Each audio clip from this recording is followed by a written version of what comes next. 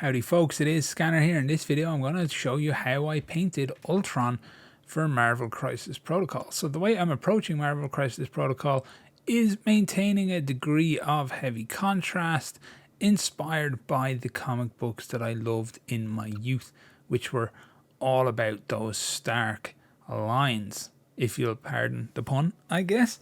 So let's get down to Ultron. So I'm not a huge fan of non-metallic metals. I simply don't like the way they look. I understand what people are trying to do, but to me the effect rarely, if ever, actually looks like metal. And I certainly feel like I wouldn't have the skill required to make it look like metal. I like to use traditional metallics because I just like the way they look. For Ultron, what I did was started with a black undercoat and I dry brushed on some Tinny Tin from Vallejo, which is pretty much how I start every metal ever. I think Tinny Tin is a beautiful, rich, deep colour that does really nice, subtle things to shadows when you dry brush on other metallics over it. So that is how I begin. Once I'm happy with the overall coverage of Tinny Tin, a reasonably heavy dry brush maintaining some of the black in the deepest of shadows, I start to go over with a roughly 50-50 mix of the Tinny Tin and some Leadbelcher by Games Workshop. I go over this reasonably heavy, filling in the flatter parts, the heavier angles, and leaving both the black and the Tinny Tin in the deeper crevices beneath. Not a huge amount of it, but certainly enough for it to have visual impact when I'm done.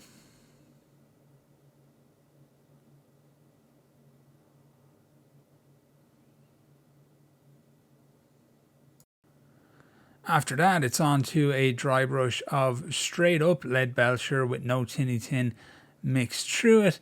This goes on surprisingly heavy, heavier than you might think.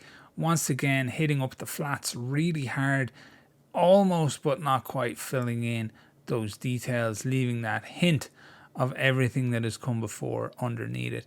Dry brushing can be an incredibly striking technique to use, but it will take a little bit of time to figure out exactly how heavy you need to go over each layer. And my final dry brush is I start to work on some Chainmail Silver by Vallejo. This one I put on basically as you would any other standard highlight if you consider yourself to be trying to dry brush on a zenithal highlight. You want to hit just the flats, just the angles where you think the light is going to be hitting the miniature based off its stance, and you want to very, very, very gently bring up the barest edges of the darker areas on the model. But by now we've got this really rich patina going on here. There's no dirt and there's no wash involved and there's no grime or anything, but it's a living kind of breathing color that you're looking at. It's not just a simple flat. Once I'm happy with how the metallic itself actually looks, I start to go around and pinpoint details that I want to make stand out quite a lot in some skull white. The reason I'm doing this is because I'm actually going to go over all these areas with a glaze, and I think that's going to make it look very, very nice, as you will see very, very soon. But what I'm basically doing is picking out little details beneath the armor, little holes in the armor in different places. I'm adding some white so that the glaze has something very bright and obvious to sit upon, and I'm basically trying to hint at a large degree of energy coursing beneath the armor. Yeah, that's really the whole point of this entire step, is just to pinpoint areas that I want to draw as being visually interesting amongst all the metal. Otherwise, you just have a big silver lump on the battlefield. To make those areas of energy kind of really stand out and pop, I did a 50-50 mix of Bloodletter Glaze and the Lamenter's Yellow Glaze by CItadel paints. This gave me this nice kind of rich, deep orange that I could then place on over the areas of white and just really kind of make them stand out. What I also did here was I kind of roughly painted them in there so that I would get a little bit just around the edges of the armor, as if the glow from beneath was causing a kind of a OSL effect, even though I would never seek to imply I'm good enough to actually pull that off. It's a very cheap way to do it, if you want to, is just with a simple glaze just right around the edges, just to imply a slight mild reflection from the metallics. Now, when it came to the model, I was slightly torn between aesthetic and function on the back. A part of me wanted to go through the heavier back detail with the white paint and really make it pop, but another part of me figured that Ultron wouldn't leave enormous gaping holes in his back for people to ram, like, I don't know, Mjolnirs into. So I decided to just leave it be and do just some glaze over the metallics, as if the light itself was coming through tiny vents and scattering across the surface of the armor, rather than completely exposed areas like on the front, which would be more easily protected by Ultron. I know I'm reading into the models a lot, but I also believe that your paint job tells a story, and how you actually approach that is entirely up to you. So what I did was, unfortunately we're a bit blurry here and I do apologize for that. What I did was I went over twice with my layers of glaze and allowed them to dry out fully each time before returning for more. This gives a nice, deep, rich color. After that, I decided I would start picking out some of the front panels the same way I did on the back, just adding tiny little bits of effective glow between the ribs and between the, I don't know, abdominal metal muscles, if that's what you want to call them, just slowly building up to a nice orange. You can see me adding just a little bit of excess glow around the thigh and things like that as well, just trying to imply that there is actually a living energy reflecting from within Ultron.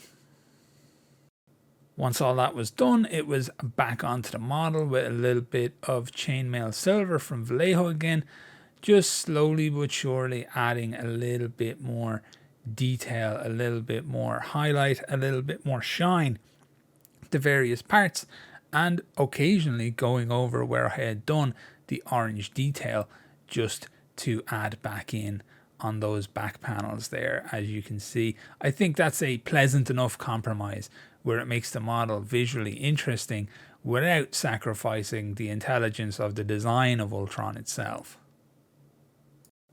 Now, once all that was done, it was a simple case of hitting up the base with some NATO black by Vallejo. I like it because it's very matte black, and in the very deepest hole of the base that I used, I put some Mounrfang brown to imply that things had broken through to the dirt below. After that, it was some grey stone by Vallejo onto the base itself, just dry brushing it on, making sure I hit absolutely everything that was on that base, from the flagstones all the way to the tactical rock upon which Ultron finds himself standing. After that came a wash of Nuln Oil all over the base, and once that had completely dried, we were back with more of that same grey from Vallejo. Then from that point on, we started to mix in a little bit of Skull White into the grey, slowly but surely dry brushing from the front of the base towards the back of the base. Now here's a little tip that I can take absolutely no credit for, because it's something that I learned on a Sam Lens stream. What you want to do is you want your effective color saturation or brightness of your base to slowly fade as you venture towards the back of the model, because it keeps the front of the model the most visually interesting and effectively arrests your eye on that area when you're examining it. I always thought that was a super interesting tip that he had given out, and it's something that I personally try to do. It's difficult in the case of bases like this where you've got a large chunky lump in the middle of it, but you can still do it if you're a better painter than I am. And that's pretty much it. After that, there was just a couple of small details, a couple of little grills there on the base that I picked out in the same chainmail silver that I used for Ultron. That's a good deal brighter than I would normally use, but I was afraid with the small size of the actual detail on the base, the fact that metal and grey can be quite close together to most people's eye, I really wanted it to pop a little bit instead of just sitting there like a big dull lump. I go over Ultron just with a very fine brush, a little bit of silver, just picking out minor details and lines that I want to pop just a little bit more. And after that, we are done. That is Ultron complete. So Ultron ended up acting as something as a test model for my Marvel Crisis Protocol stuff, and I'm actually quite happy where he turned out. This took a single hour to paint, and I think is quite striking, and more importantly, is technically very simple and repeatable across multiple models for the same look, while giving a strong and striking finish. That's basically what I want from my models. I'm not a commission painter. I will never be a commission painter. I want a reasonable tabletop standard to my finishes. So that's it, folks. Hopefully there was something in this video that you may have found helpful and you enjoyed watching it. If that's the case, you may consider liking and subscribing. And as always, thanks so much for watching.